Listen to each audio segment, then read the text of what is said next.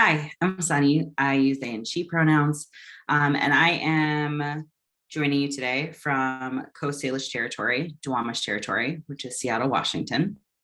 I used to live in Portland until August of last year, and so I moved to Seattle. But don't worry, I'm like not entirely sold on it, so we'll see where I end up soon.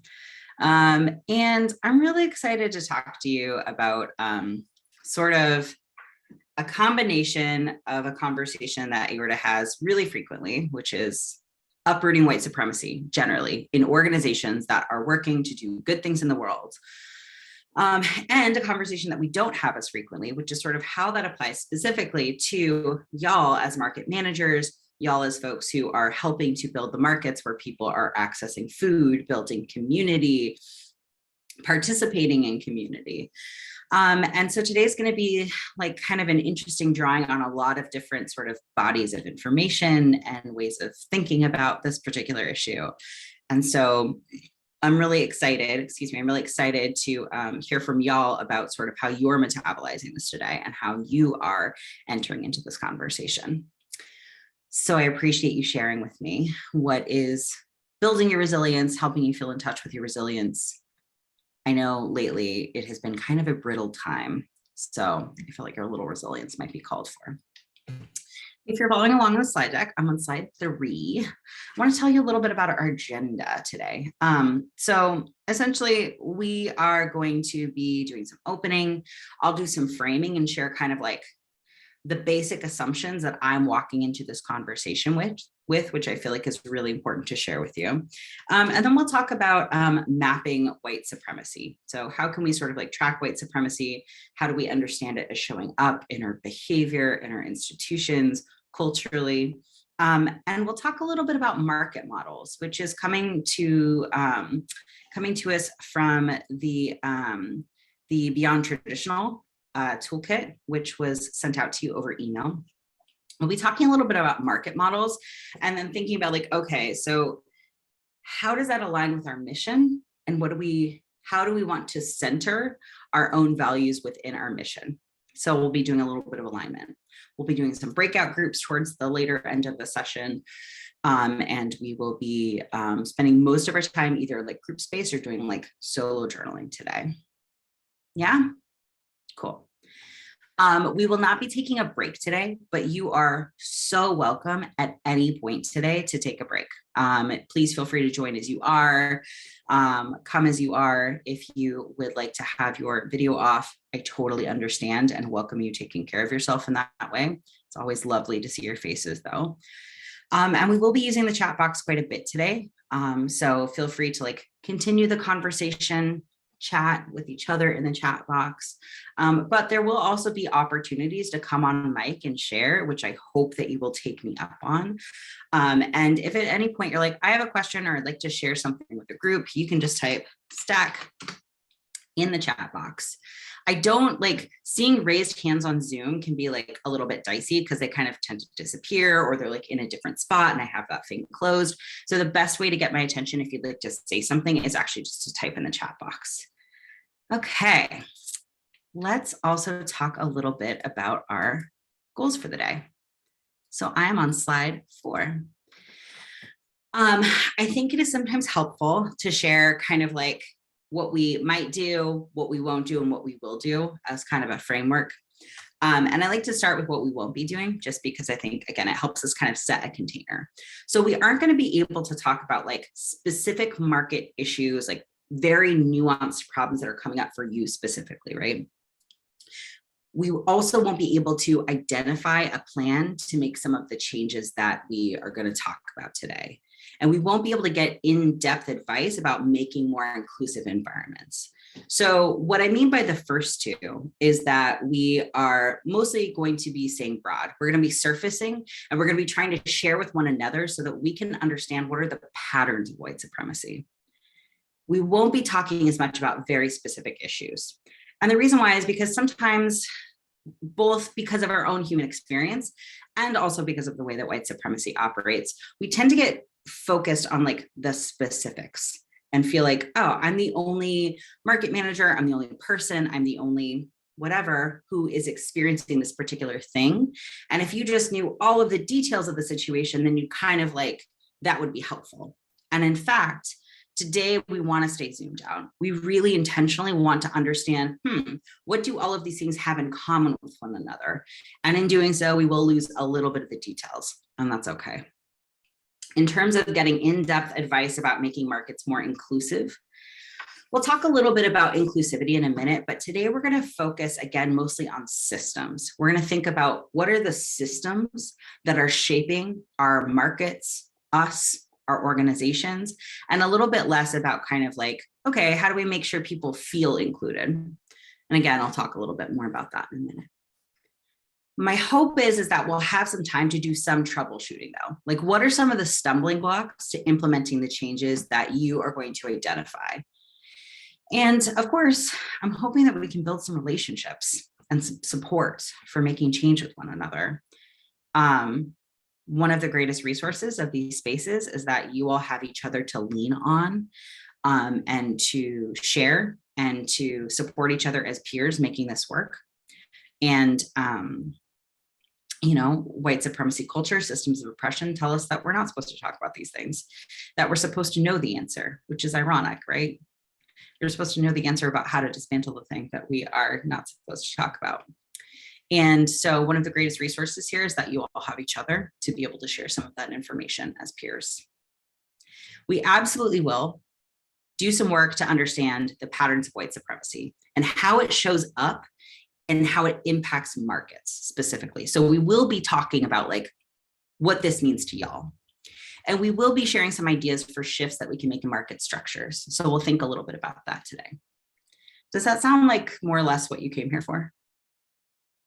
You can either nod or you can be like fire emoji in the chat. A carrot emoji I would also welcome. That'd be fine too. Love it. Okay, a yes is good too. Sometimes, you gotta scroll for the emojis. That's great.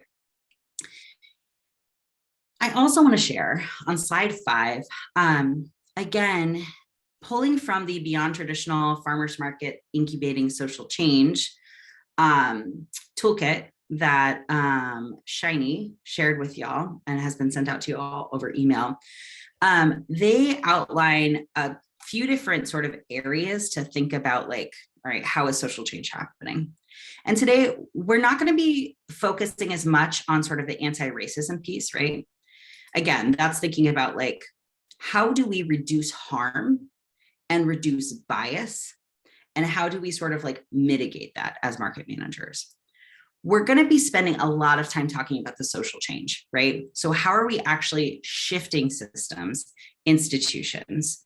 How are we shifting the infrastructure of the areas that we can? And we won't be talking as much about the incubation piece either. So like, we won't probably be talking about like, okay, how do we use this information to then incubate projects, but we will be spending a lot of time in the social change piece. And I hope that like, that's what that leads to. Yeah. Okay. Now that I've spent a lot of time talking about what we will and won't do, let's spend some time talking about the things we will do. I'm on slide 7. I know I introduced myself a little bit, but I do want to introduce myself a little bit more and also talk a little bit about AORTA. So as I mentioned, I'm Sunny. I use they and she, and I spent most of my life in the Pacific Northwest. I spent a little bit of time in the Bay Area. And a lot of the work that I've done as an organizer and a facilitator has been working with broad coalitions of organizations, right? So different organizations with different missions, different sort of like communities that they're serving, coming together to help to solve problems within the community. And when we came together, usually the primary function of that particular coalition was thinking about how do we uplift, how do we support LGBTQ folks of color? And as you can imagine, with a diverse group of people who have diverse interests and diverse organizations that they're representing, oftentimes things like conflict would come up. And what was always so interesting to me is that a lot of times the conflict would happen along really similar lines. And it didn't really matter like if it was different people, if there was different sort of organizations, different players involved, right? Didn't matter if we were working on a different project. The conflict tended to like show up in some very specific ways. And over time, one thing that I noticed is that a lot of those ways that it showed up had to do with the way that white supremacy culture was shaping our experience, was shaping our organizations, was shaping the things that we believe are the way that you're supposed to do things when you are working in coalition with one another. And so a lot of what I'm going to share today is coming from that very specific vantage point. And that's kind of like the background, or even like the foreground, I guess, for where this knowledge is coming to me from.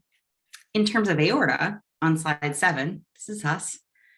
This is from several years ago at this point, so we all look pretty different, but you know, we still look really cute. We're smiling. That's nice.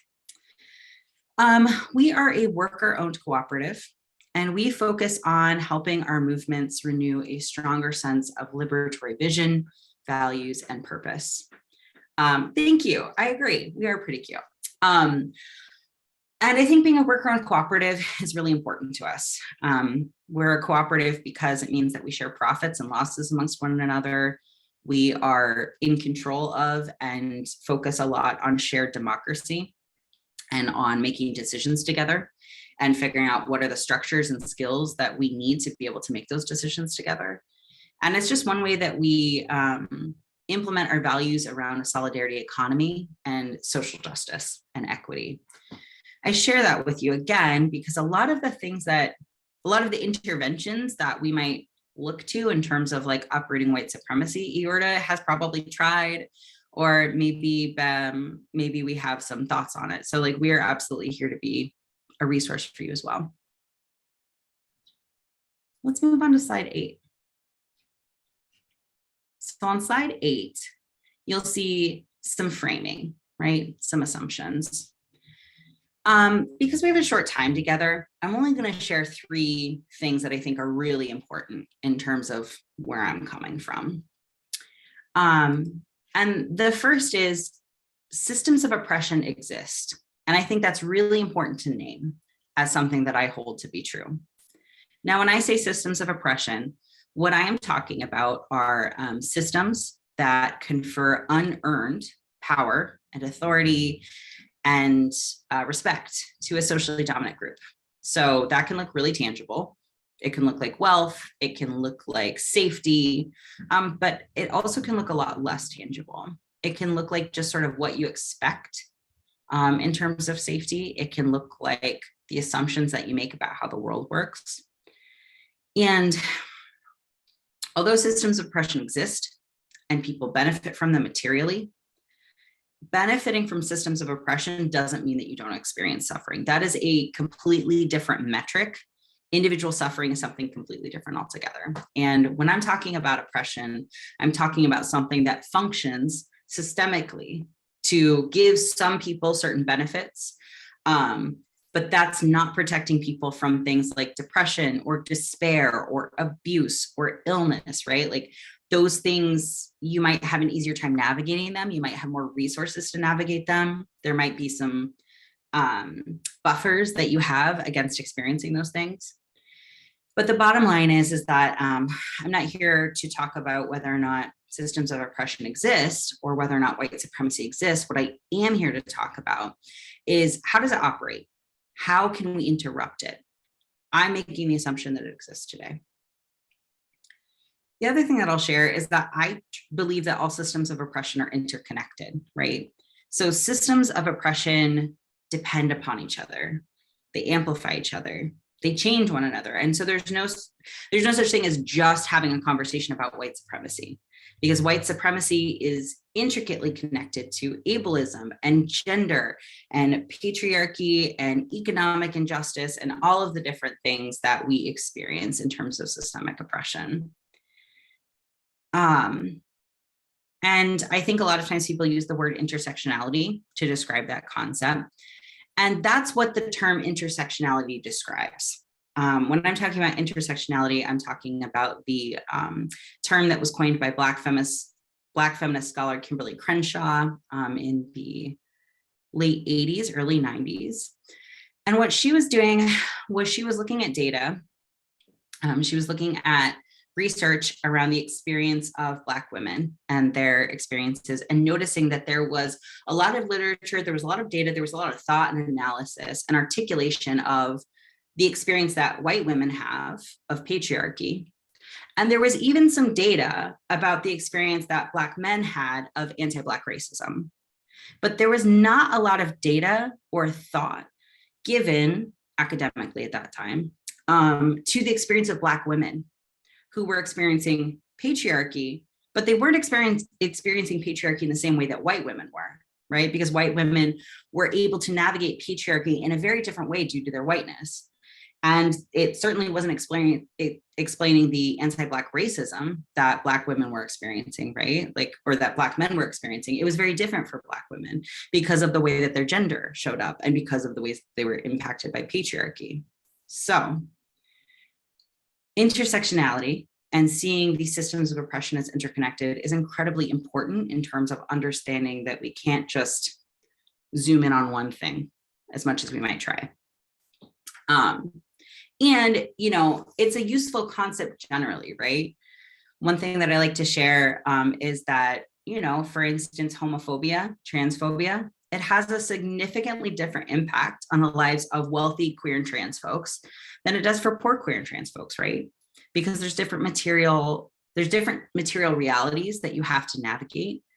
Your priorities might be different, and your experience of your gender and your sexuality is going to be fundamentally different if you have access to different resources. The last thing that I'll share, and then I'll take a pause for digestion and thinking, is that I believe that dismantling systemic oppression is going to benefit everybody, including people who do materially benefit from it. I think that systemic oppression dehumanizes and minimizes all of our experiences, because systemic oppression is interconnected, right? All of our liberation is bound up in one another. And I believe that these systems are fundamentally dehumanizing, even if you benefit from them.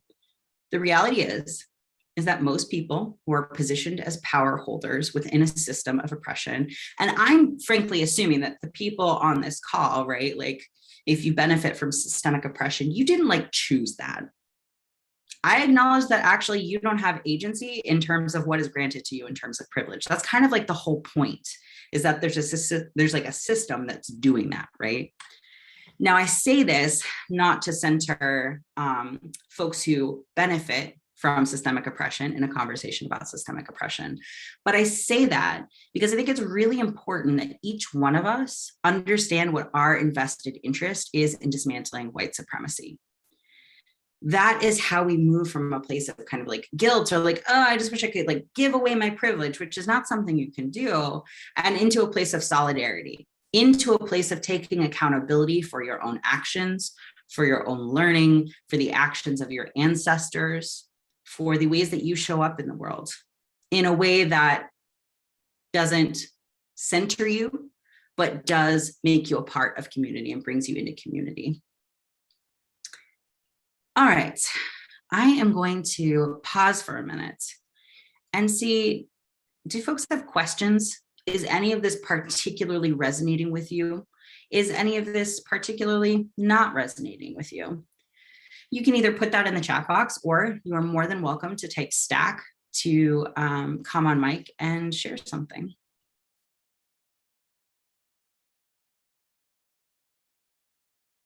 And I always like to give a pretty long pause after I ask a question, both for digestion and because a lot of times people are typing.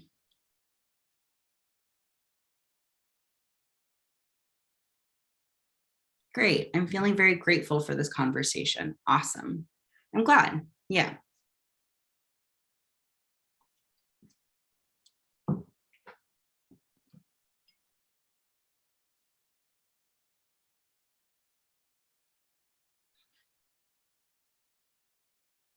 Cool. Okay. Well, if you have questions or, again, things where you're like, I don't know about that, Sunny. Please feel free to put them in the chat box. There's one more thing that I want to share with you, and that is my definition of white supremacy, which I have said many times and have not yet defined. So I'm on slide 9, and I'm actually just going to read the definition as it is on the slide. So if you're not following along, no worries.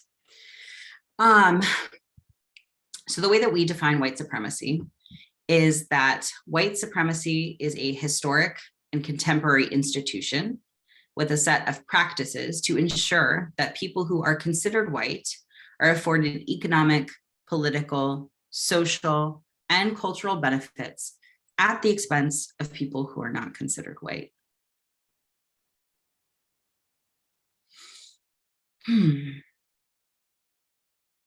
Is there anything you would add to that, or anything that strikes you as particularly interesting about that definition?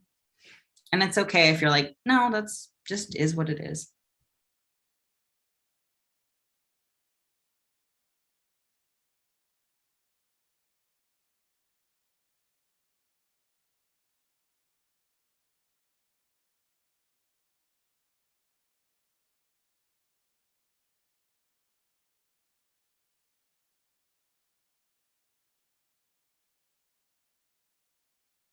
Yeah, go ahead. I see that someone's on Stack. Would you come on mic and then say your name for us? Hi, my name's Olivia. I'm the new assistant market manager at Hillsdale. And one of the things in my past trainings and coursework that I've done on dismantling white supremacy that I found really interesting is just when we talk about it as an institution and as a system, I think it's really easy to think of it as this like kind of mega villain that we're against. And it's just such a part of our culture, even in our priorities. Like the fact that we think being on time is important and a sign of respect, that's a part of white supremacy. And so it's like, it is the big institution, and it's also the small things, like the way we talk to each other and that kind of stuff. Thank you, Olivia. Yeah, I think that's a really interesting point too, because it's like, there are individual values, right? Like who we are, what we think is important, how we prefer to be treated, right? And what we're saying is not that like, you aren't allowed to have those sort of like personal ideas of things. But what we are saying is that oftentimes those things are impacted by our experiences in a white supremacist world. So sometimes the things that we prefer, sometimes the things that we assume, those things, that is knowledge that is coming to us from white supremacy. And we maybe have not taken the time or had the opportunity to unpack that and understand where that's really coming from. I see someone in the chat box saying, for me, it's a male-driven concept. Do you want to say a little bit more?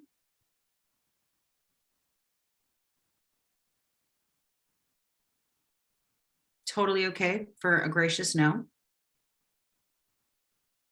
Okay, got you, understood. Yeah, and what I'll say is, again, right, we know that all systems of oppression are interconnected.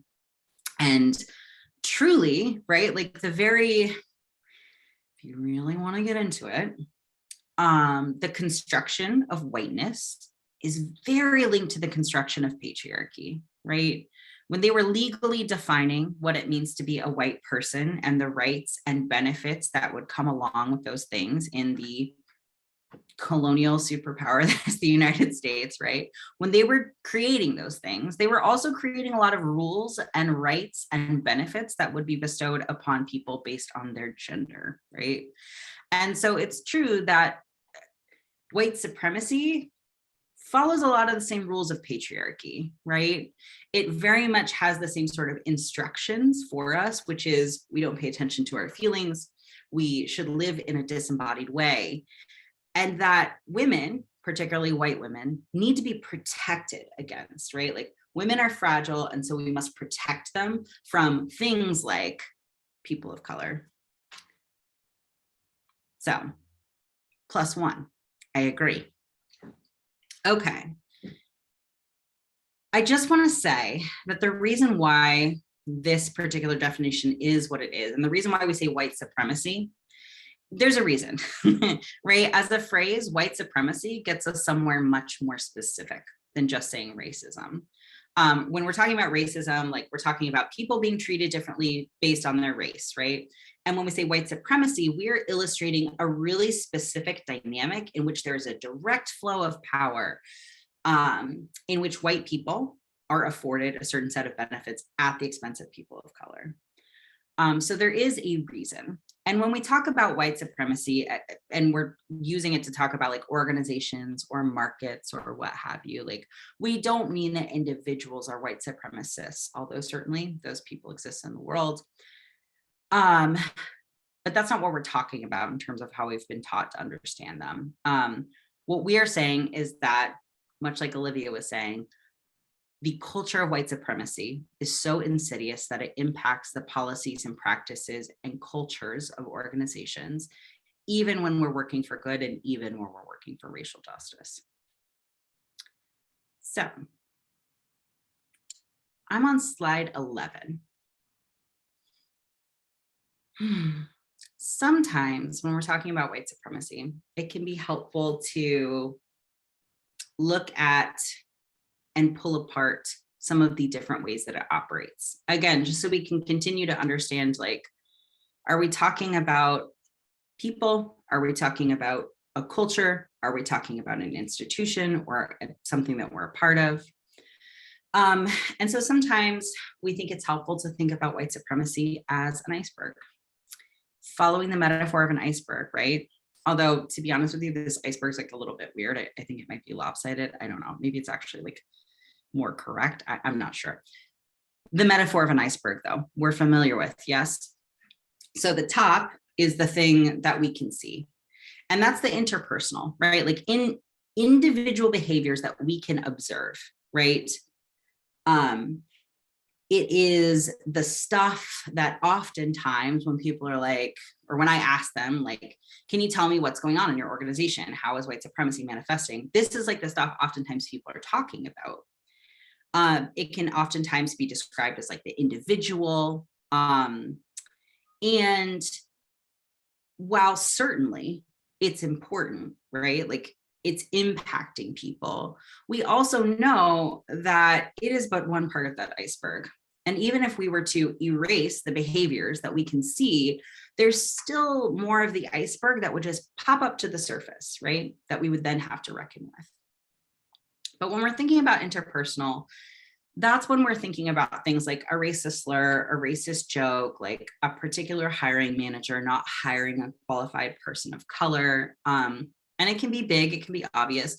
It can also be really subtle, right? Like it can just look like people avoiding people of color. That's totally true. And that is where things like unconscious bias do come in. And I think it's important to acknowledge because it's true. We do make a million decisions every single day that we aren't entirely aware of. But the things at the top are the most obvious. And again, they're usually the things people like point to. Now, when we think about the institutional piece, right, down here, that's the middle part of the iceberg. And it's the part that's like just beneath the surface of the ocean, which we can sometimes see. We're calling it institutional. By institutions, we mean literally all of the structures and organizations and systems that govern society. Healthcare, education, economy, corporations, nonprofits. Your market is an institution. Even if it's small, right? Like it is an institution. And it's not good or bad, it just like is. It just is. Now, the reason why we call it an institution is because this is where white supremacy is institutionalized, right? It's so enmeshed in systems that it can continue even without anyone consciously perpetuating it. And that's how institutions maintain and create systemic inequity and an injustice. In the broader world, that's oftentimes like legislation, policies, but within our individual institutions, right? Oftentimes it looks like practices, structures, decision-making systems. How are we going to handle this particular thing? And, you know, I was going to say it doesn't go without saying, but I'm going to say it. I think it's important to name that oftentimes those things are rooted in histories of slavery and war and genocide and white supremacy, right? One really important example that I like to share with people is redlining. Redlining was, housing policies dating back to the 30s that explicitly enforced segregation by explicitly refusing mortgages in and around Black neighborhoods. Now, those policies were legally stricken in like the 1960s, I believe, like the mid 1960s. But those same policies still impact who our neighbors are, zoning laws, school funding, and of course, like it impacts the wealth that's held within Black community today. Even though there are no technical policies, right? Like it's theoretically illegal to discriminate against Black people in terms of like mortgages and lending. We also know that there's a lot of things that seem race neutral that act as stand-ins for something like redlining.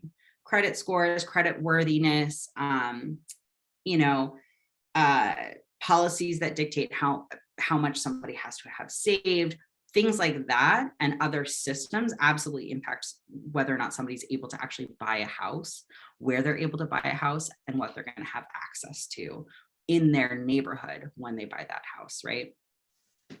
I see someone saying the iceberg is an excellent visual to understand white supremacy because it removes the personal and it deepens the concept into social network we have to navigate. Yeah, exactly, right?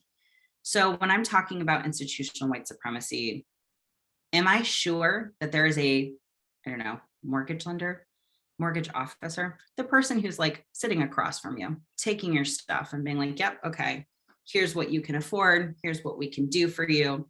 Ooh, we're not able to finance this house. Or yeah, sure, congratulations, right? Let's get it moving. Yeah, that person might have personal bias. And I think it's important to know that. And what we're talking about is the systems that mean that that person might be very altruistic and really want to do something for the person across from them, but there are systems that prevent them even from being able to exercise their own values. I want to pause for a second because, again, we're going to be doing a lot of practice thinking about like how this shows up in our markets, but just broadly, I'm curious, what are some examples of white supremacy that is embedded in laws and policies or institutions that you have seen that impact the things that you deal with in your market, right? So maybe that's zoning laws. Maybe that is sort of like who has access to land and sort of, the entire system and network in terms of like how people are able to grow food, who's able to enter that market. What are some of the examples of white supremacy that you have seen embedded in laws, policies, or institutions that you feel like are relevant in terms of this conversation? Also put it in the chat box too. It says type in the chat box, but you're also more than welcome to type stack and come on mic, by the way. But what is an example?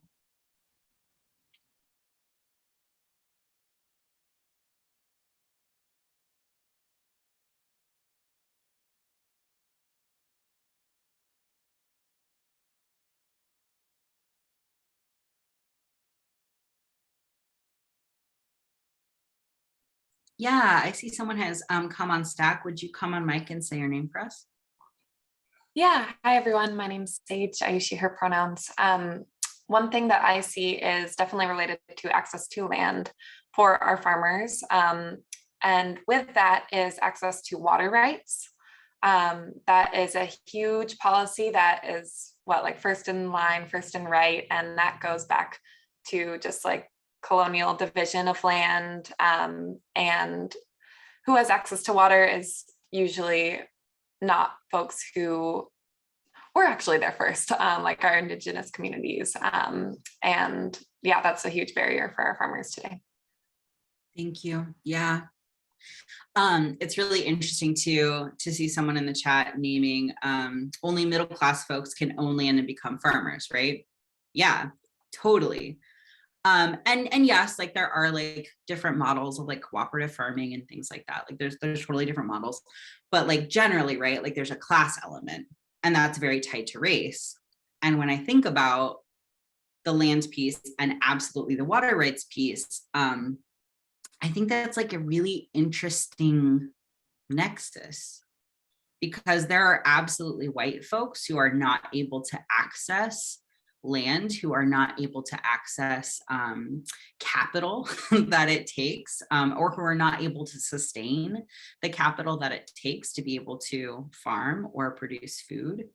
And at the same time, there's a history of land dispossession, starting with like the Homesteading Act, and that continues without history or throughout history. I think about, the folks who's during the era of internment camps in the United States. I think about the folks whose farms were seized by the government, and that land was given to white farmers. And now generationally, their families are not able to farm, even though that was a part of their family culture. That was how they made their living. That was part of who they were, right? And what they were doing here in this world. I'm going to take a minute to check in with the chat box.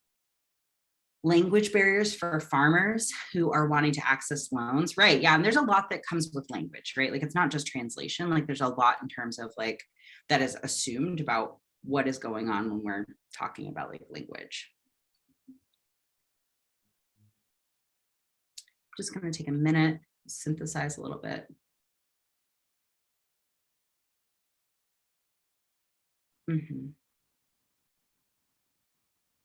Yeah. I see Olivia naming that owning a business requires a certain amount of risk, and it's easier to take those risks when an individual comes from intergenerational wealth and they can fall back on support. Absolutely. Absolutely. Lack of access to land for BIPOC folks means that there are fewer BIPOC farmers participating in our markets.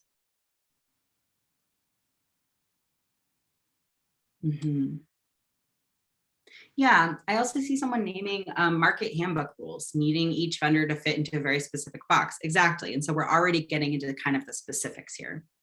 I think y'all are picking up what I'm putting down. So I want to move to the bottom. Ooh, actually, this is, yeah, because of the way the US has brought immigrants over for the sole purpose of recruiting underpaid, overworked farm labor, many folks from my culture see choosing to go into agricultural work as a step backwards. The agency and power involved in agricultural work has been given almost exclusively to white farmers.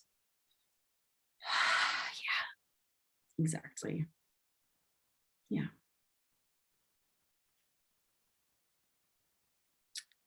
Let's talk about that. I'm like, I literally could not have like found a better segue. So when we're talking about the bottom of the iceberg, right?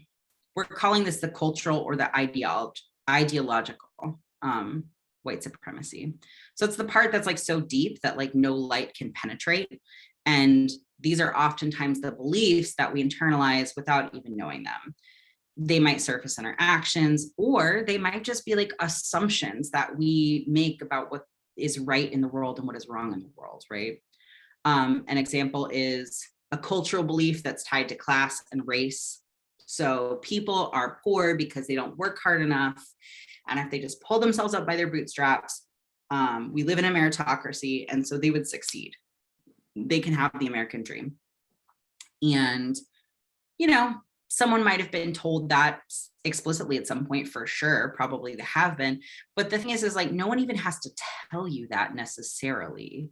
You just get that impression by listening to the rhetoric around access to support systems or income or food assistance. You get that if you have to access those programs, it becomes very clear that you have transgressed some sort of like moral boundary in the world. And the general functioning of society tends to, or seems to say, that if you aren't able to make it, it's your fault. Not the systems, it's your fault. And it's by those ideas being normalized that institutions both form and maintain what is right and considered right in the world. So thinking about some of the examples about like institutionalized white supremacy that you just named, what are some of the underlying cultural beliefs that allow those policies to function in the way that they do?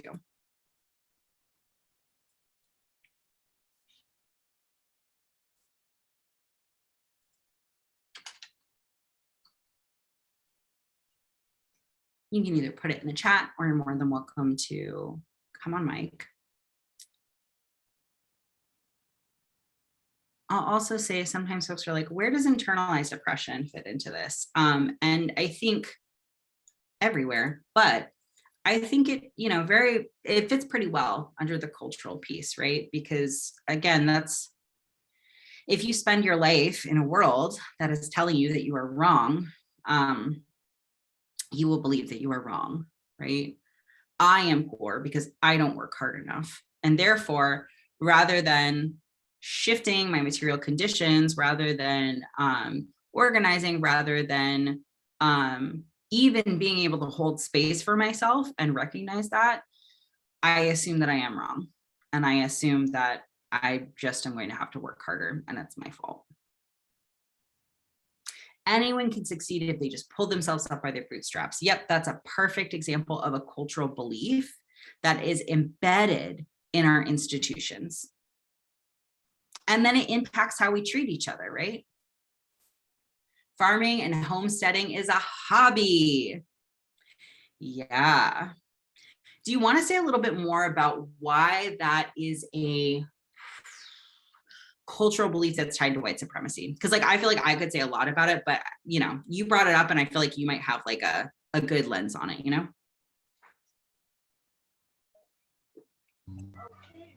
Hi everybody, I will do my best. So how is it tied? You're asking me how, like, talk more about how that's tied to white supremacy. Well, kind of tying into what Madeline said, it's like it's for her culture. Mm-hmm. It's looked at as like a step back, right? Like to go into this, and it's also like, oh, it's something that you just do for fun, or it's not something that's really valued as something that you do. I guess I see it as that. It's like farming in general isn't as valued, even though we all rely on it. But it's seen as like a lesser work. So if you are doing it, then it is more of like a hobby. You can probably honestly speak more clearly to it, but that's just, yeah, what I've seen in my community, which is primarily white, being in Oregon, is that a lot of the farmers do treat it like a hobby too. So it allows for these things to white supremacy to reign over our neighborhoods, because it isn't even being pushed for in those communities that have privilege as being like, no, this is a value. Like, yeah. And when we think about how we structure our homes and sort of like where we get food from and things like that, I think oftentimes like if you have had so much abundance, and if you have been able to rely on capitalism and the market, not farmers markets, but like the market generally being able to provide from you and having access to that, and you've had generations of that working for you, you're probably going to assume that this isn't necessarily something you do for sustenance, and you might not understand the cultural connection to land.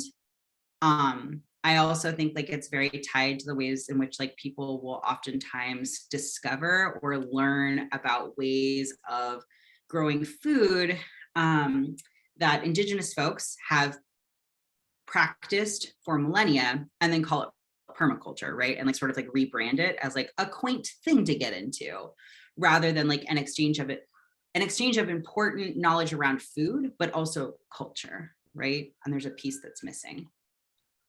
I see Olivia's on stack. I'm so sorry. Go ahead.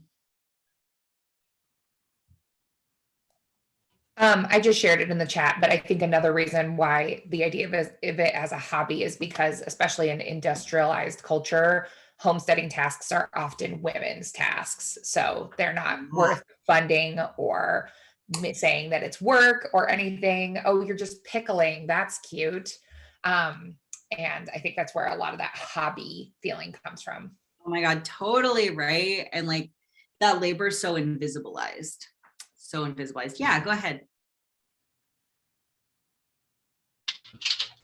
It also makes me think of like the subsidies that the food in like the grocery stores get, corn, soy, all of these things. Whereas like at the farmer's market, to actually charge like an appropriate rate to the work that's put in, it would be a lot more.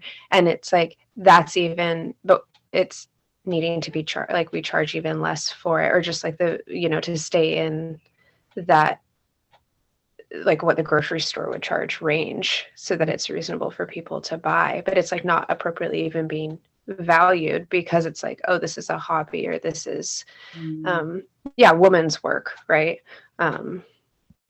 Tied into that, not be. Yeah, I see that Amanda is on stack. Go ahead.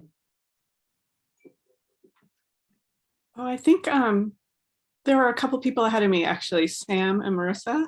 Oh, sorry. Yes, I see Sam. Thank you. Yeah, I see Marissa and then Amanda. Thank you. Thanks, Amanda. Marissa, she, her from Tillamook.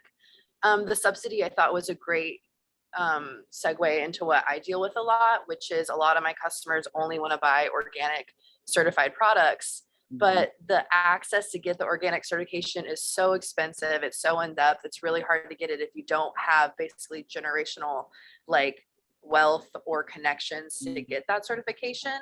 And then it automatically brings customers to buying from farms that are not small, that are not owned by people of color, that are not owned by like using generational techniques, even though they are using organic practices. And that's a barrier I find that I'm constantly trying to educate my customers about, that the organic certification actually doesn't really give you a good standard of how the crops or the animals were being raised and farmed.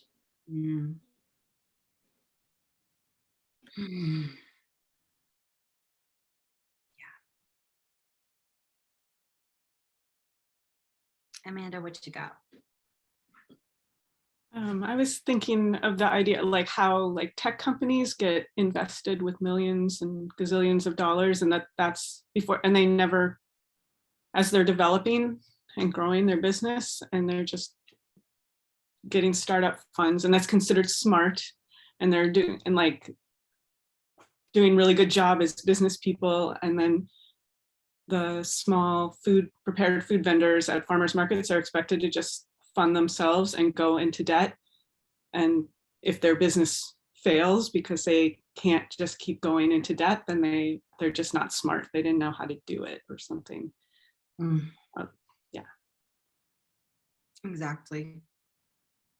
I do want to take a minute to catch up with the chat because again, I'm like missing a couple of things.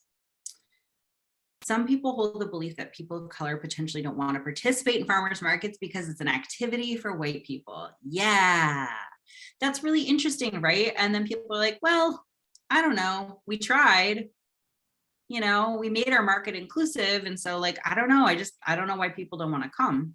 I can't make people come, right? And I'm saying that like in a very like dramatic fashion, knowing that there are so many ways that can show up, right? I've seen it happen in like volunteering groups. I've seen it happen in climate justice organizations. I've seen it happen in a myriad different ways where people make an assumption about like a cultural value based on their own vantage point without thinking about structurally, like what is preventing people from actually participating in something. We have a cultural belief that if you don't go to a four-year college, you have no value. Yeah. And I think the thing about like food, farming, are like historical agricultural practices within like the colonial United States. I think there's this really interesting thing that happens, which is, and it speaks to sort of what we were talking about earlier about how white supremacy impacts everybody negatively, I think. Is that yes, there are absolutely ways that people of color are disproportionately impacted. And also there's this funny rhetoric that happens in poor or working class white communities where it's like, oh, those handouts are for other people who are lazy, i.e. people of color, not for us hardworking white people, which obviously fundamentally undermines their own agency, right? Like it fundamentally undermines their own access because they're economically disadvantaged systemically. And yet, as individuals, they see themselves unable to relate to the experience of Black and Indigenous people of color.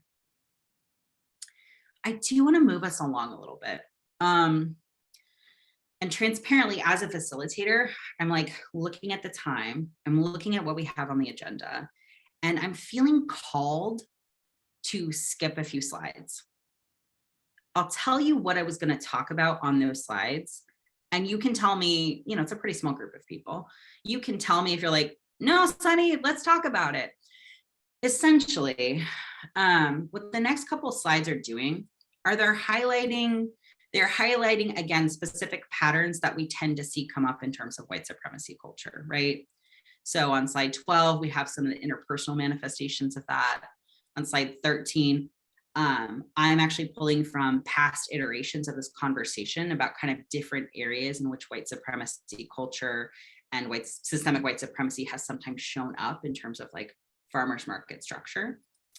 And then the institution, or on slide 14, we have the cultural, right? And again, that's building on the work of Tema Okin and Kenneth Jones in recognizing the characteristics of white supremacy culture and some of the values that we then internalize because of that.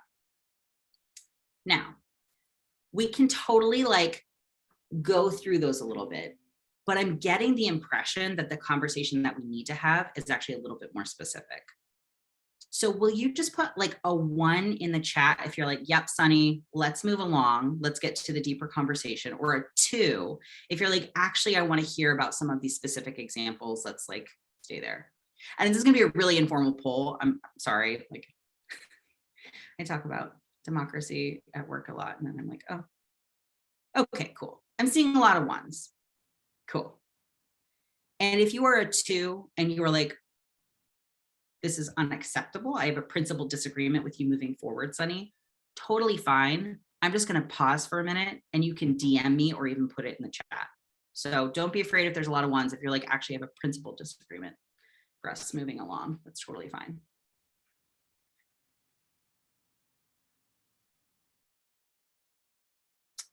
Perfect. Okay, let's move along.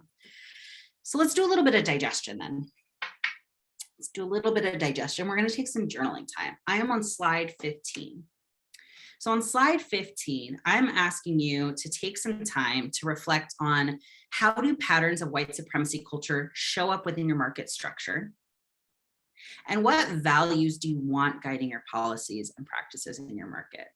Now, by that second one, what I mean is like, you know, we just talked about like, there's like the bottom part of the iceberg and there's a whole lot of nastiness going on there. And that informs the institutions and the way that we treat each other. What I want to know is like, okay, if we're going to say perfectionism is a symptom of white supremacy, right? And we don't believe that mistakes make someone bad or disposable. What would the opposite of that be? And how would that show up in our policies? Okay, we believe in transformative justice, for instance. So that means when there is conflict, either amongst vendors at the market, or when there is something that happens at our market between people who are like accessing it, like customers, we're going to handle that in a particular way. We're going to use transformative justice principles. That is like one wild example. And I'm asking you to journal on this because you don't have to know how to do that. Like, you don't have to know like, okay, and here's like what the policy would look like. Literally, I'm just curious. If we know that we don't want white supremacy to show up, what are some of the values that we do want to center? I'm going to give us a full 7 minutes. Very generous. A full 7 minutes to journal. Feel free to turn off your camera. If you find yourself best served in the 7 minutes, chilling, lying down, going to the bathroom, that's totally fine. Take some time to reflect on these questions in the way that best serves you, and we'll come back together in 7 minutes.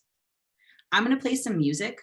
You are more than welcome to turn off your sound on your computer, and I will let you know in the chat box when we come back together.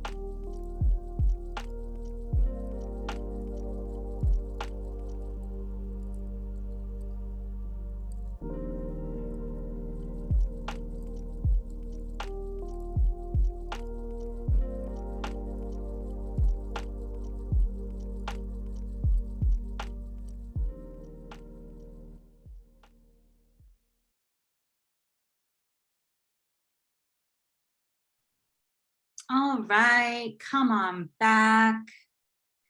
If you are not on camera, no worries. Would you just put in the chat box like, hey, I'm here, I am back, so we can get like that sense of gathering.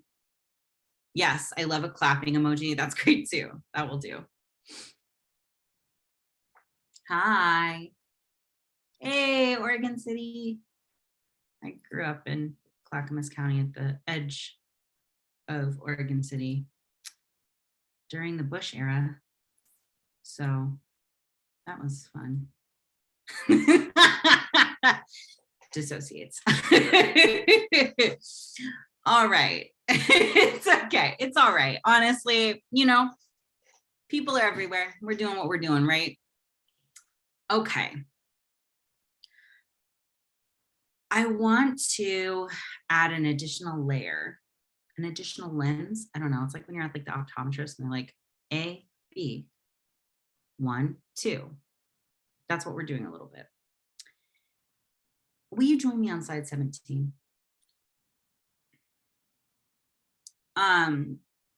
By the way, it's not that I don't want to hear about your journaling. I absolutely do. It's just we're going to be talking about it in a second. So that's why I'm like moving along. All right. I do want to note that I just got a direct message. If you did not mean to directly message me and you actually meant to talk to the whole group, you can click in your chat box. You can click, there's like a blue bar and select everyone in meeting. And that way it doesn't just go to me. Totally fine if you meant that to be a direct message, but just wanted to let you know in case you wanted that to be a group comment. So I'm on slide 17. And on slide 17, I have pulled out of the Beyond Traditional Farmers Markets Incubating Social Change toolkit, I have pulled out the different market models that Shiny gives to us. Take 1 to 2 minutes. And again, I'm going to play some music. Familiarize yourself with this slide. And then we'll come back together in just like a minute and talk about like, where is your market right now? What are you thinking about this? So take just a couple minutes to review this slide.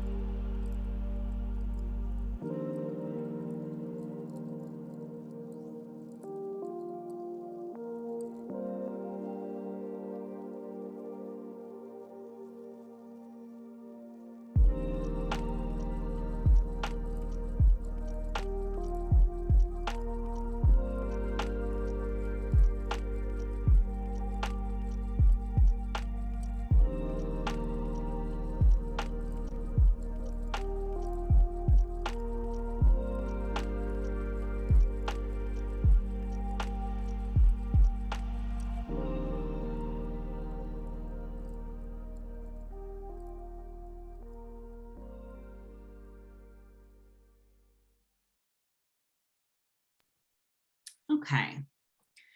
So on this slide, if you are not taking a look at it, you can see that there's 1, 2, 3, 4, about 5 different market models.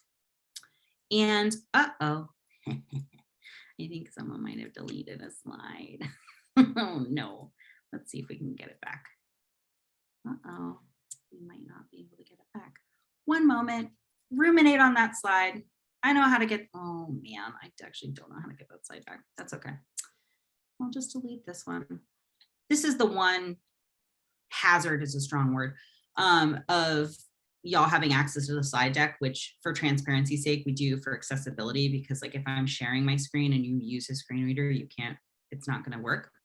But sometimes things get deleted and that's okay. So there's about 5 market models. And when Shiny lays these out in the Beyond Traditional toolkit, what they're really trying to do is trying to show us that like there is a link between the structures of our markets and what we intend our markets to do and what ends up happening, right? Like who ends up accessing our markets, what function they serve in the community, what kind of vendors we end up having at our markets, what the market looks like, all of those different things. And when we think about models, it can help us examine the impact that a market is trying to have, right? So I'm curious, looking at these 5 market models, would you tell me in the chat box right now, like, which one of these do you think most closely aligns with your current market?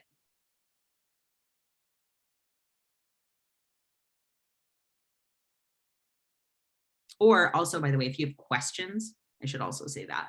Don't know that I'll be able to answer them, but someone probably will.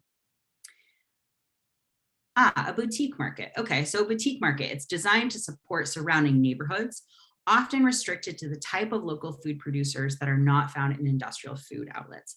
Absolutely. I would say, based on my personal experience as a consumer, a lot of the markets in and around Portland or the surrounding area are definitely like boutique markets, right? It's like something I can't necessarily get at a grocery store, and it's not necessarily assumed. I don't feel like it communicates to me as a consumer, like, okay, this is where you're going to get everything. It's like, okay, like I'm going to get some like beautiful, like heirloom tomatoes. I'm going to get like some like greens that maybe I can't find easily accessible in like new seasons even. Cool, seeing a lot of boutiques. We run 5 markets, and I would say one is a flagship and the others are boutique. Interesting. Would you mind coming on Mike, the person who just shared that, and share a little bit about like what makes your market a flagship market? You totally don't have to. You can say no, politely decline. Yeah, I can do that. I was a little torn on it. The one I was thinking about would be a flagship market is the PSU market. Because it's so large and we have such a wide variety of things, and it's kind of a very well-known and large market. But it doesn't quite have everything you might need, and it's kind of a grocery store, but it's also kind of not. And so I was stuck between flagship and boutique for that. Yeah, that's a really interesting point about the PSU farmers market, because there's this piece about the flagship market where like the market is like a destination in and of itself. That's how I'm interpreting what Shiny is saying, and the source material that Shiny is using, right? Like its shopping base is not necessarily drawn from the area surrounding the market. So like, yeah, the PSU farmers market, I actually don't know the history of that market. Maybe it was starting off as like a campus market and like it's designed to serve that surrounding area. But certainly like people come to that as a destination because they know the vendors there, they know the atmosphere, they want to be a part of that thing. And it's not necessarily like, okay, this is like a neighborhood market for the people here. And when we think about that, right, when we think about like, how does that shift the purpose of the market then, right? If we have a community and the community has its own culture, ideas, needs, relationship to one another, that's probably going to impact which vendors are at that market. That's probably going to impact what is there, the culture of the market, all of those different things. I see a couple people saying that they do feel like they have like a staple or a food security market. And I'm curious if you would feel comfortable coming on mic and sharing a little bit about like what that means, like what makes your market either a staple market or a food security market.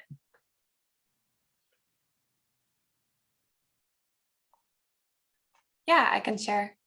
I run the Forest Grove and Cornelius Farmers Markets under the organization Adelante Mujeres. And we have a ton of nutrition incentives and food assistance programs, including like matching WIC and farm direct checks. And we're giving out $20 to use on everything that's SNAP eligible for anyone in the community.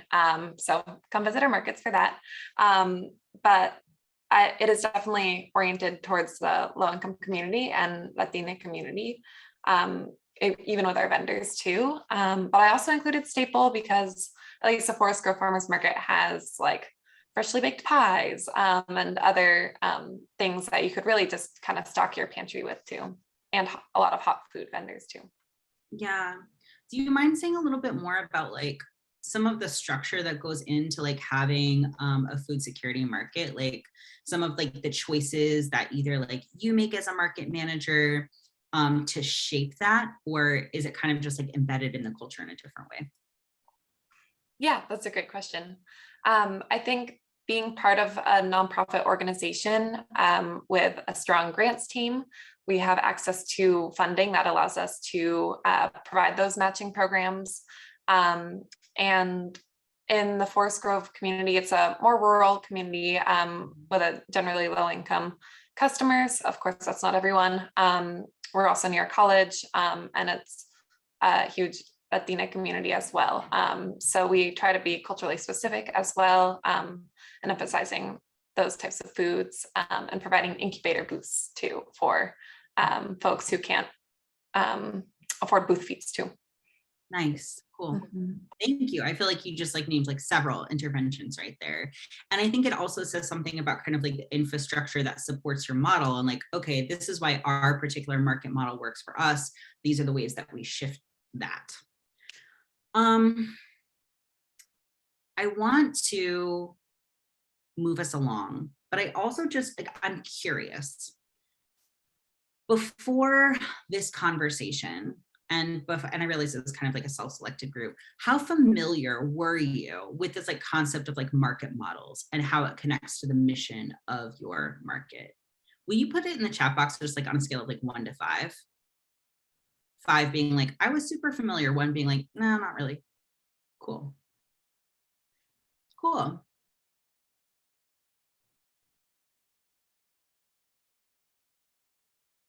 Okay. Yeah, I agree with some of the 2s, and I think Olivia is saying like not really, but like it makes a ton of sense. I had the same experience, right? Like obviously I'm not a market manager, but I was like, oh, I feel like I understand this very intuitively, sort of what's happening here. Yeah. Cool. So like a little bit all over the place, but definitely more like 1 to 3s than there are 5s. That's really good to know. It's good to know for me, but it's also good to know for like us, right? In terms of how we're thinking about the structures and the missions of our organizations. But before we go into breakout groups, will you join me on slide 20? I want to make sure we have time to like actually talk and unpack this.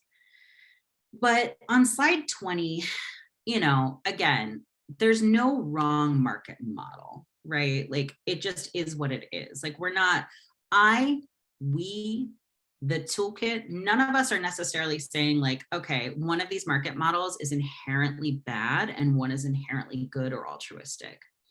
That being said, some of the models are going to guide us closer to and more explicitly towards centering people of color, centering BIPOC-owned farms and businesses and community. But more importantly than that, even like some of these are going to align better with our mission. And some examples of, I put some examples of missions that require a really good model to match in order to achieve. And the reason why I put these examples up here is because, again, like we might have a desire to create an inclusive market, right? A market where everyone feels comfortable.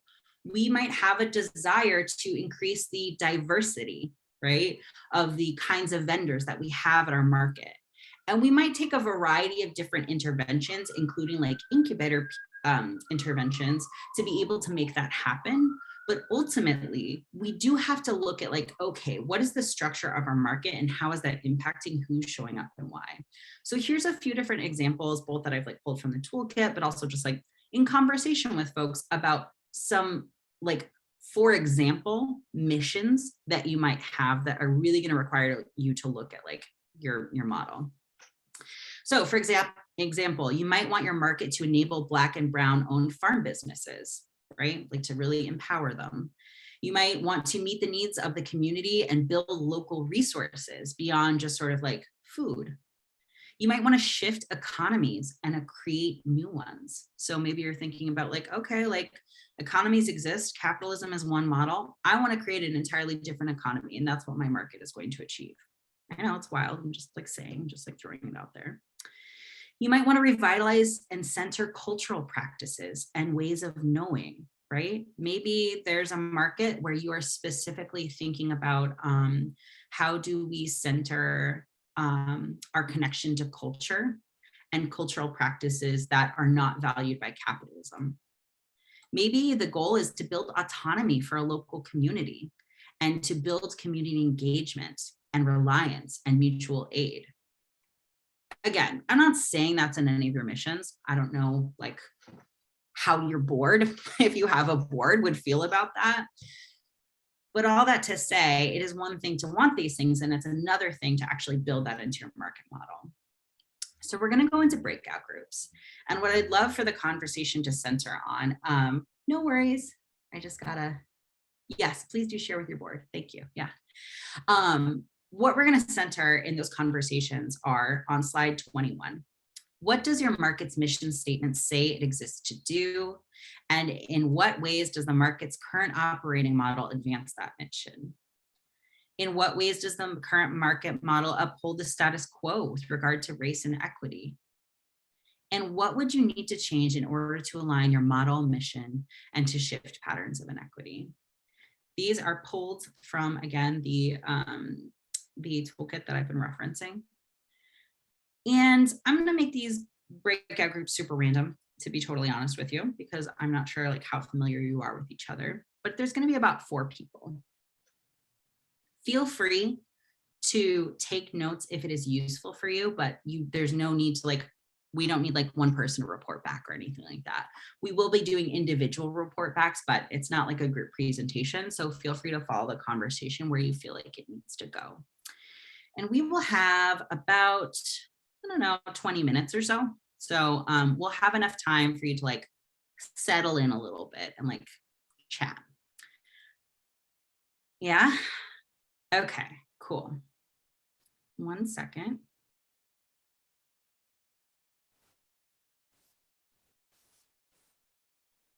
Great. Okay, I'm going to open those breakout rooms now. You should get a prompt. If you are using on your phone, let me know. Like if you're accessing this Zoom on your phone, let me know and I can just put you in a breakout room because sometimes it doesn't always prompt.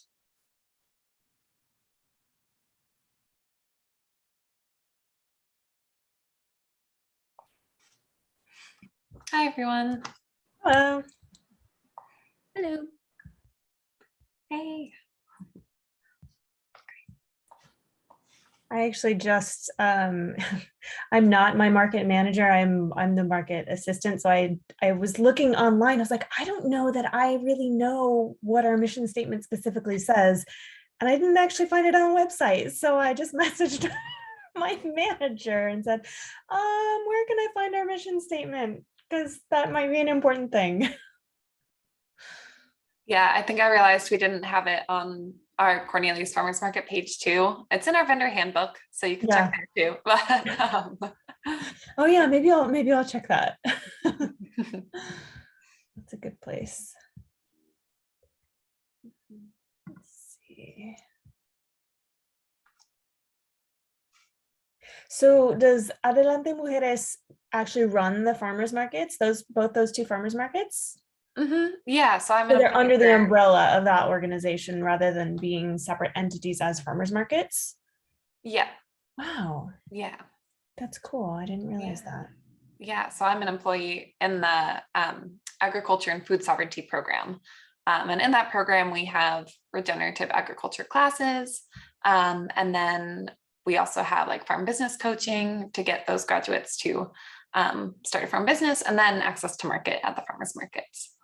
But it's open to, the public to apply, and we have vendors who aren't participants in our program, of course, too. But I guess I can share our mission statement that was there before I joined, and it is to strengthen our local food system, economic vitality, and community identity. And I feel like there was something about cross-cultural exchange too, but that wasn't exactly in the mission that we have. But yeah, I don't know. I think it needs to be worked on a little bit more to be a little bit more specific of what those terms actually mean of strengthening the local food system. Like, how do we do that? Yeah, what components are involved in the local food system? Because you've got the food itself, but then you've also got that human component and the societal component. Well, I did find ours. Thank you for the tip about looking at the vendor handbook. Yeah. And it says, so I'm with the Hillsdale Farmers Market in Southwest Portland. And it says the mission of the market is to create and sustain a not-for-profit enterprise that provides fresh local farm and other products in the Hillsdale community, providing a viable market for local farmers and enhancing the business, nutritional, and community health of Southwest Portland. Nice. Hi, I'm Michaelin. I'm with the St. John's Farmers Market in North Portland. Our mission is the St. John's Farmers Market supports a local sustainable food supply while providing opportunity for emerging farmers, contributing to the health of all local residents, encouraging cross-cultural connections and dialogue, and enhancing the community and business vitality of St. John's. So I don't have, well, I'm not with the market, I'm with OFMA. And so our mission statement is not as, specific in that way, but it's, this is my first time really examining it. So that's kind of useful. It says the mission of the Oregon Farmers Market Association is to support local agriculture and healthy communities by strengthening and promoting Oregon's farmers markets. Pretty basic. Yours, the St. John's one is very thorough. Thank you. Yeah, I like the way both St. John's and Sage, your two, they seem to focus a little bit more on that inclusion and the cultural piece of it, where I feel like ours is very much more general and more about like the business and the let's bring food to the community. And I think, like you said, like this is my first time really examining our mission statement. And it does seem like there is definitely room for growing that sense of inclusion and the cultural piece. And one thing that I would love to see is that space for bringing up new farmers and encouraging all kinds of people to participate. Something that's interesting to me is that I know last year, I guess 2 years ago now, OFMA put out a separate DEI sort of mission statement, but I feel like it's by separating that out. I mean, I can see why that was an important thing to do on its own, but I feel like it others that the importance of that by having it be its own separate mission rather than integrating that into the overall mission of the organization. Yeah, I was just thinking about that too, at least for our markets, that Adelante Mujeres' mission is to provide holistic education and empowerment opportunities to low-income Latina women and their families to ensure full participation and active leadership in the community, which is a beautiful mission statement. But that's not really integrated into the farmers market mission as well. And I think that can cause some disconnect too, and how people perceive the market and how, of how people perceive the market too. Yeah,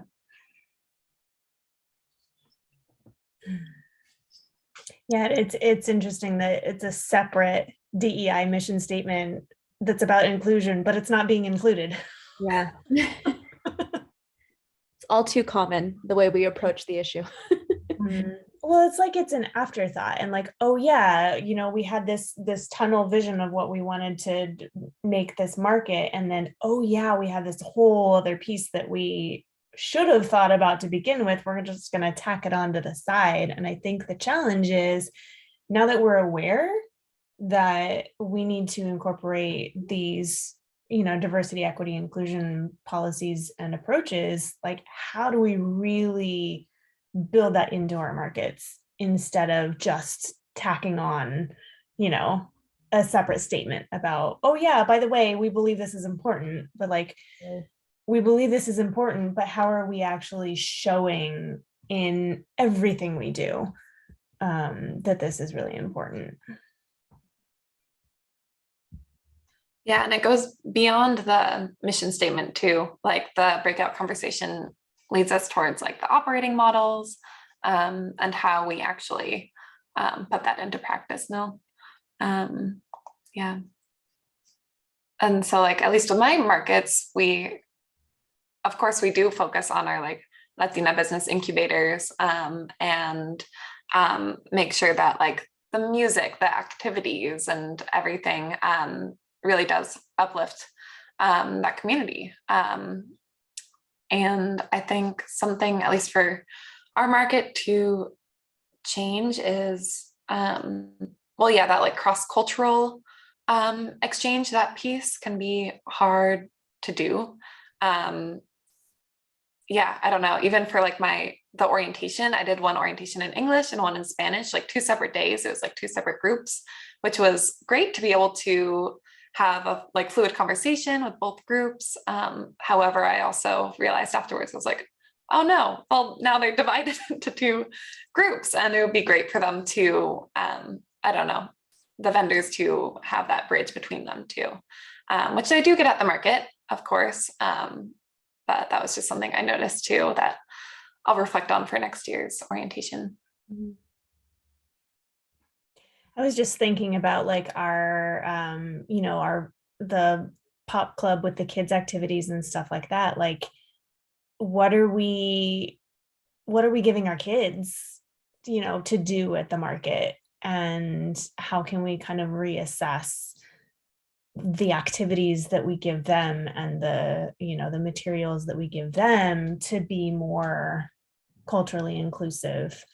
Not even necessarily like translating it into a different language, because we don't have that, specific, oh yeah, we have a really strong Hispanic population or whatever, but just like, rather than just getting whatever activities are easy off the internet to, build this little thing or do this scavenger hunt, like really starting to seek out more culturally diverse activities for the kids would be cool. Because the kids will then start talking to their parents.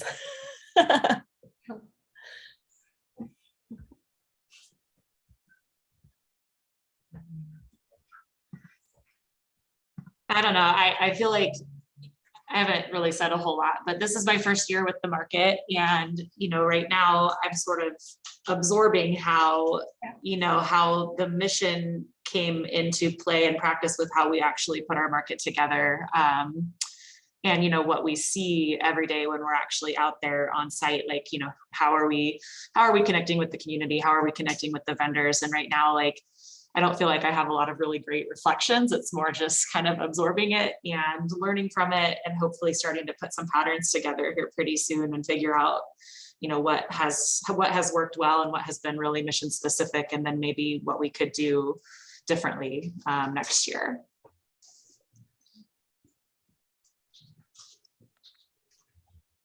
One of the things that I like about our market mission, that I just read it again, it says providing a viable market for local farmers. And I would love to kind of, just get a feel for, when you as the board or whoever was crafting that mission statement, like, what did that mean to you? Like, what is a viable market? Is that just an economically viable market? What does that mean? Do we have any, I don't actually know if we have any incubator booth opportunities or anything like that for, new vendors who are exploring the market scene or anything like that to encourage that. But I would like to kind of see that explored a little bit more, like, what is a viable market and how can we ensure that this is a viable market for all of our vendors? Yeah, adding on to the incubator booth thing too, I am thinking about at least like the pricing of the booths, besides incubator booths, which typically are free. But we have like a standard pricing. It's like $35 a booth per day, and then it's $25 for like organizations or like nonprofits who want to table. I guess this is kind of a more specific question, and it can go into an off-my peer circle discussion too, but just like, why isn't our pricing maybe lower for farmers who we're really, that's our need. That's what the market is for, especially like those in our programs, instead of like the organizations and other businesses like artisans who might get a more better deal, you know, so. Yeah.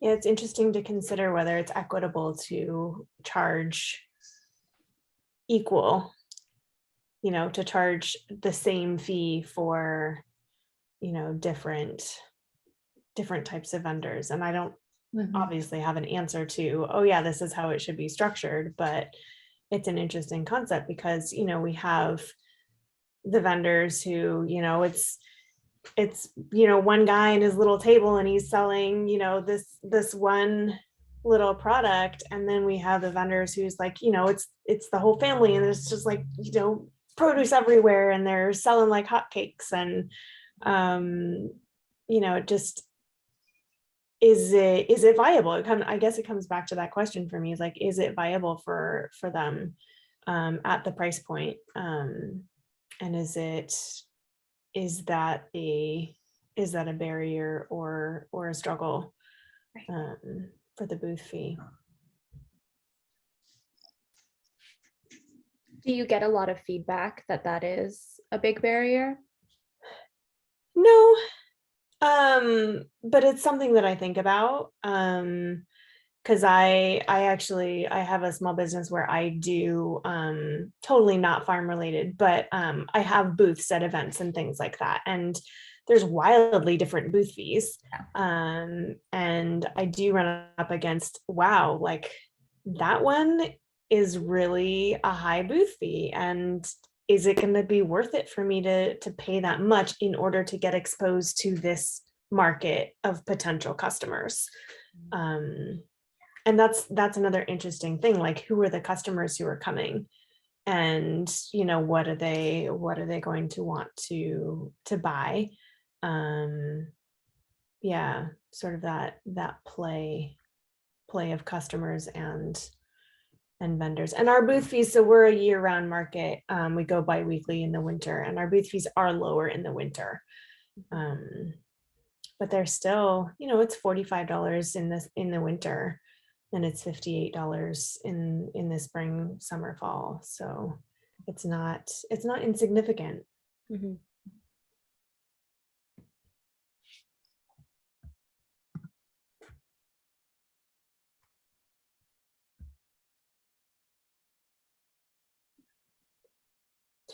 I'm interested in this question on this slide. In what ways does the current model uphold the status quo with regard to race and equity? Anybody have any thoughts on that?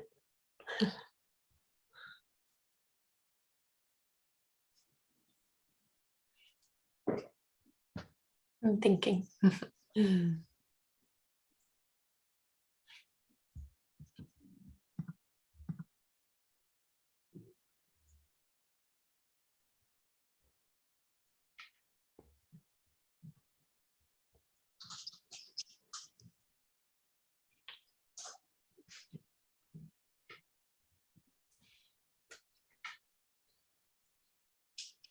One thing that I see in a lot of vendor handbooks and our own is like the financial penalties for not showing up, or the different fees that we charge, you know, for if they don't follow these certain rules. And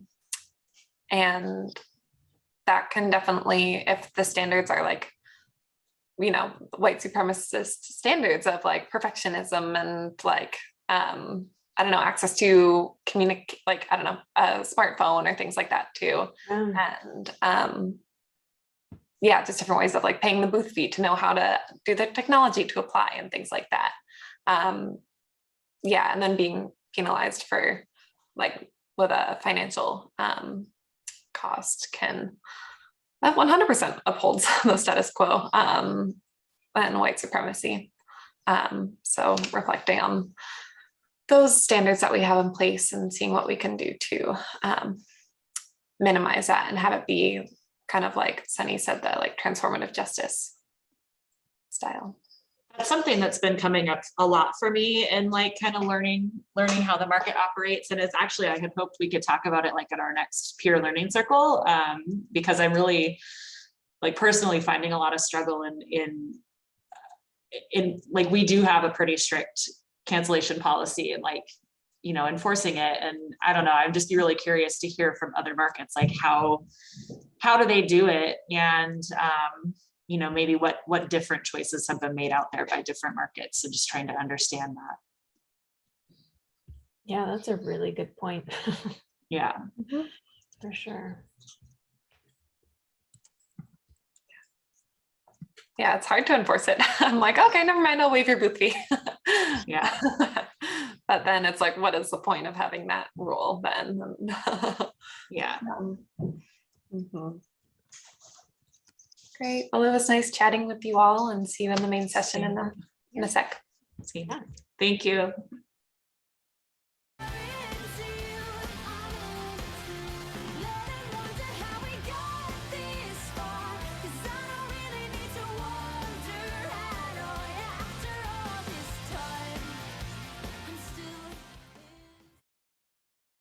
Welcome back, everybody. I know that was not a super long time, but I wanted to make sure that we had some time together as a group to kind of like pull it all together and synthesize a little bit. So a couple of things. There's a couple of things. I'd love for you to take 1 to 2 minutes and just share in the chat box, what's one question that you have about market models and how it relates to equity in your mission? One question. You could also share one feeling. If you're like, I'm not ready to share a question, I don't know if I have a question, just one feeling. And these questions will not be answered. I just want to name that. I'm just setting the expectations. So Sunny, then why are you asking us to ask a question? The reason why is because it's good information for this group. I want you all to notice, so-and-so has that question. I have a thought about that. Or, oh, I have that question too. I'd love for you all to get a sense of where you all are at, right? Because while it's true, we are not going to answer that question necessarily right now, perhaps the conversation could continue. So I'm going to give you 1 to 2 minutes to do that right now. Again, I'm going to play a little bit of music while you're doing that, and we will come back together. Feel free to hit send when your question is done. No need to wait, just go ahead and do it.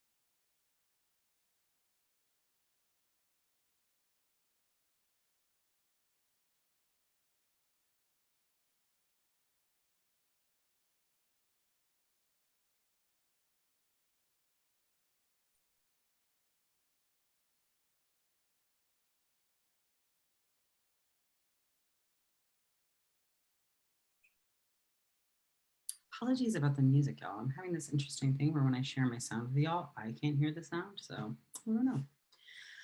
Go ahead and hit send on the question or feeling that you have about market models and how it relates to equity. And take just another minute to scroll up and see what other people are asking.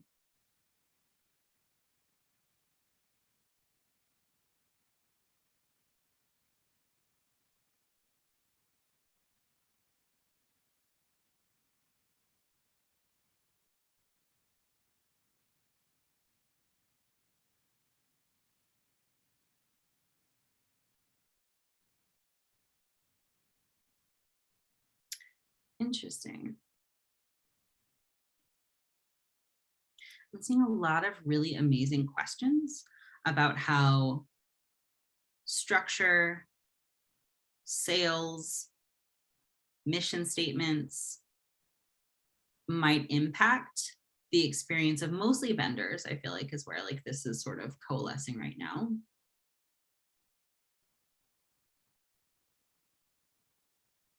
I really like this question, how are vendors impacted and represented in our mission statement? And I'll tell you why I like it.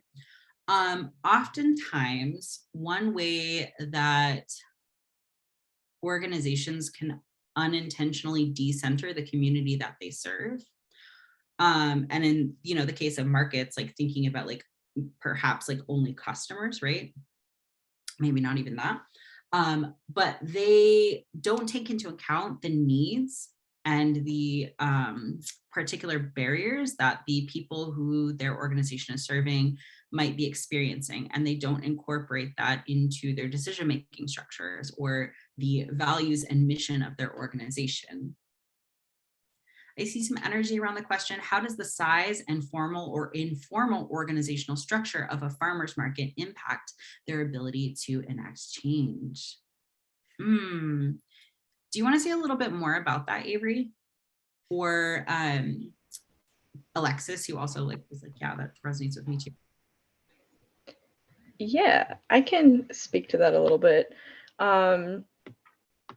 So because our organization is so large and formally recognized in its structure and just within the community, we're able to alter our like policies and procedures with vendors a little bit like more strongly, I suppose, compared to smaller markets. We have a different type of power structure between us and our vendors because we have kind of the ability and somewhat the privilege of being able to say, like, if this vendor doesn't meet our standards or if they are, I don't know, if issues with racism or something like that comes up with them, we can say, no, you're not welcome at our market anymore. Whereas the smaller markets may not be able to do that and still be fiscally responsible for their organization. So, and so like, that's a really specific example, but there are other similar smaller things where we can take more risks in allowing a vendor into the market and supporting them successfully because we have so many people that come because of the type of market that we are. Yeah, I hear you naming a lot about like the resources that are available to you as a larger market, the structure that is like grown around that, and then like the agency that that gives you in terms of like setting boundaries, but also like supporting newer vendors or vendors that you would like to support. And I think that's really interesting too. Yeah, because when I initially read your question, I read the opposite about how like that structure prevents there being a fluidity and like sort of like relational relationship building with new vendors. So that's interesting. Yeah, I mean, there's also a little bit of that. Like the size of our organization definitely fosters both sides of it. Yeah. Cool. I see two people on Stack.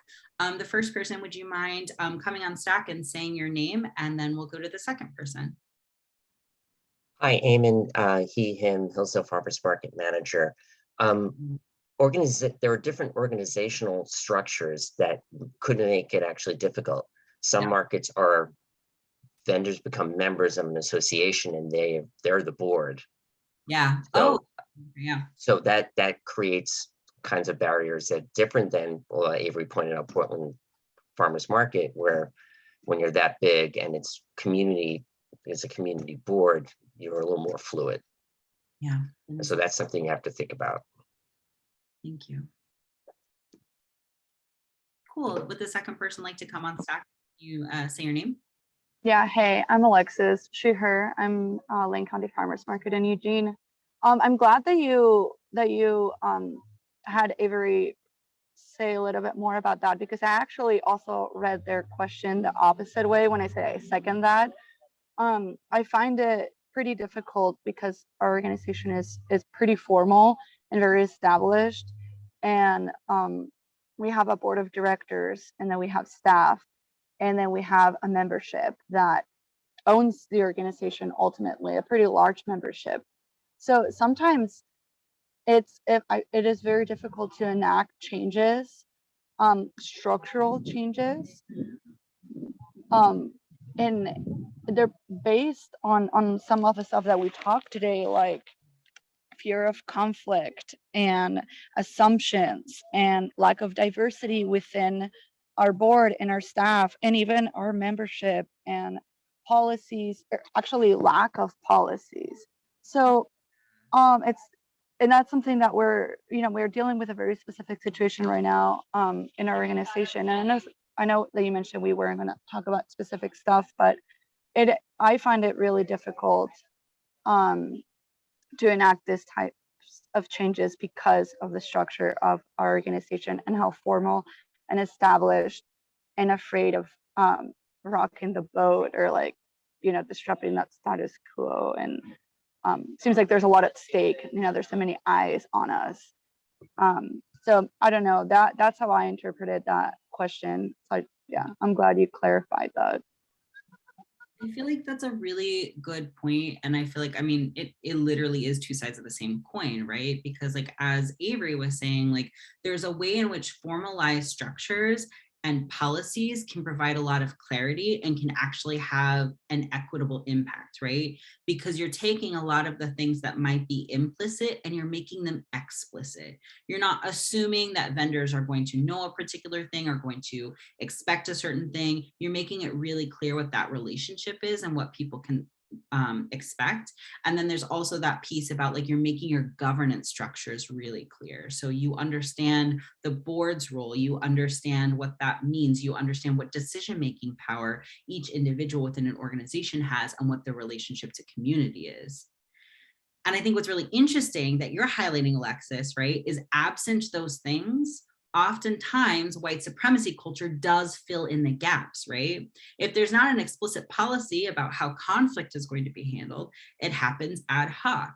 If it isn't really clear, there might be like really clear rules about sort of like board structure and decision making, but that's not necessarily telling you like how to move a new initiative forward in an organization, and something that might feel new or novel or a shift in the way things always have been done might feel like a threat, or it might feel like something where there's a lot of defensiveness. And that's how white supremacy culture is showing up. And it can be a real obstacle, especially when you're thinking about boards, depending upon like the proximity that your particular board has to the actual like work that you're doing. Okay, we are nearing the end of our time. I'm on slide 23. And the discussions become rather subjective, or become somewhat subjective rather than, yeah, definitely. I'm on slide 23. And as we sort of like close out, I'm curious just like if you have any reflections about your current market model. I feel like folks are already starting to go there, but if you haven't yet shared and you'd like to, please feel free to do it in the chat. And then what new ideas do you have to shift how your market operates? Of course, there's a checkout question on slide 24. I don't think we're there. I think let's stay on slide 23 with these questions and just hear a little bit more about reflections that you have about your current market model and what ideas you have about shifting things. I'm going to give you like, again, 1 to 2 minutes to just reflect on that. Feel free to type something in the chat box. And if you'd like to come on mic afterward and say something, we can continue the conversation, but I'm going to give you just a couple minutes to reflect.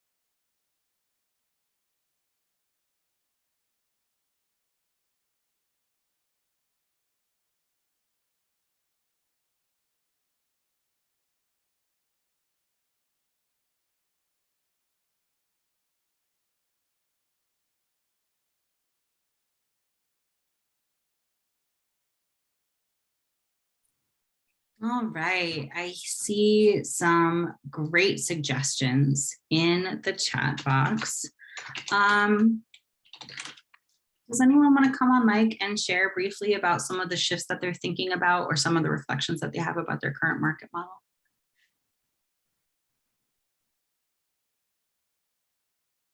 I see trade options, yeah, go ahead. Hi again, everybody. Sam here, she, they. Some of the things I'm thinking about are that I mentioned in the chat are like, we always have musicians. There's usually 2 that perform, but there's plenty of time where we can, and we're always looking for people. Most of our musicians are not paid, but I want to propose to the board that we come up with a budget so that we can pay our musicians, and then encouraging more BIPOC artists and musicians to perform, to speak during the market at times, to really shift that culture. Also, double at food bucks and SNAP, like we have signs, but really like, I'm like, we're going to plaster everywhere. We're going to make it really accessible so that it's like, people are like, oh, this is exactly what I can buy. And then it's just like, hey, like really shining, being like, we're very proud that we offer this. And it is a perfectly acceptable form of currency. Because it's not something that happened last year. Like we had signs, but it was more, it was just more just, not loud and proud. And then another idea, I typed it out. Trade options, potentially. I'm not sure. I'll have to like look into the legality of that. And then also like alternative currency. I actually just met a woman in our neighborhood that makes her own currency and trades it within her, and they use that currency in their community. So I kind of want to talk to her because she's in the neighborhood, and I'm like, okay, what does that look like? And is there a way that we can incorporate that currency into our market? So really excited about that possibility. Great, thank you so much. If you haven't had a chance, take a minute and scroll up, because there's some really fantastic ideas, and there might be some questions even further up that also resonate with you. Take a minute to note who's sharing those and see if you need to connect with that person quickly. While you're thinking about that, I'll just share with you, we're at the end of our time, obviously, but after this conversation, there's been a request for like some more resources about like the ways in which like white supremacy and food systems interact. I can absolutely send some of those out to Amanda, who can then send them on to you all. And then in addition to that, I'll also be sending just like a really quick 5-minute feedback survey, just letting me know what about this was useful and what would be useful in the future. There are, of course, multiple iterations of these particular conversations happening, including, actually, Amanda, do you want to say anything about that? Do you have like any announcements before we close out formally? Well, yes, there's going to be more of these sessions with Sunny and AORTA. So getting your feedback on what you'd like to hear next, we would really love for you to fill out that evaluation. Perfect. Thank you all so much. I really appreciate the level of depth that you brought in a relatively short amount of time and the ideas that are already springing forth. I look forward to hearing about a little bit more about how that's going and what challenges you might be coming up against.